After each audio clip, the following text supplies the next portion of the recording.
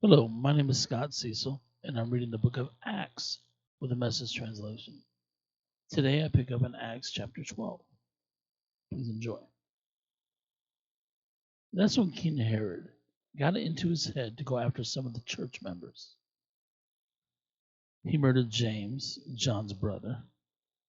When he saw how much it raised his popularity ratings with the Jews, he arrested Peter. All this was done during Passover week, mind you. And then he had Peter thrown him in jail, putting 4 squads of 4 soldiers each to guard him. He was planning a public lynching after Passover.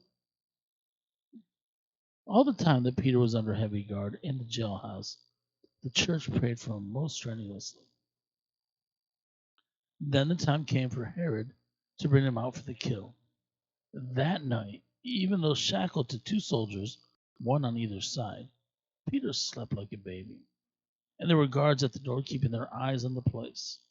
Herod was taking no chances. Suddenly, there was an angel at his side and light flooding the room. The angel shook Peter and got him up. Hurry! The handcuffs fell off his wrists. The angel said, Get dressed. Put on your shoes. Peter did it. Then, grab your coat and let's get out of here. Peter followed him, but he didn't quite believe it was really an angel. He thought he was dreaming. Past the first guard and then the second, they came to the iron gate that led into the city. It swung open before them on its own, and they were out on the street, free as the breeze. At the first intersection, the angel left him, going his own way. That's when Peter realized it was no dream. I can't believe it. This really happened. The master sent his angel and rescued me from the Herod's vicious little production and the spectacle the Jewish mob was looking forward to. Still shaking his head, amazed, he went to Mary's house, the Mary who was John Mark's mother. The house was packed with praying friends. When he knocked on the door to the courtyard, a young woman named Rhoda came to see who it was. And when she recognized his voice, Peter's voice, she was so excited and eager to tell everyone Peter was there, she forgot to open the door and left him standing in the street. But they wouldn't believe her, dismissing her report. You're crazy, they said. But she stuck by her story, insisting.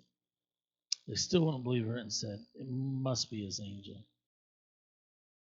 All this time, poor Peter was standing out in the street, knocking away. But finally, they opened up and saw him, and they just went wild. Peter put his hands up and calmed them down. He described how the master had gotten him out of jail, then said, Tell James and the brothers what happened. He left them and went off to another place. At daybreak, the jail was in an uproar.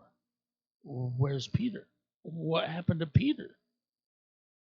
When Herod sent for him, and they could neither produce him nor explain why not, he ordered their execution. Off with their heads. Fed up with Judea and Jews, he went for a vacation to Caesarea. But things went from bad to worse for Herod, because now people from Tyre and Sidon put him on the warpath. But they got Blastus, King Herod's right hand man, to put in a good word for them and got a delegation together to iron things out. Because they were dependent on Judea for food supplies, they couldn't afford to let this go on too long.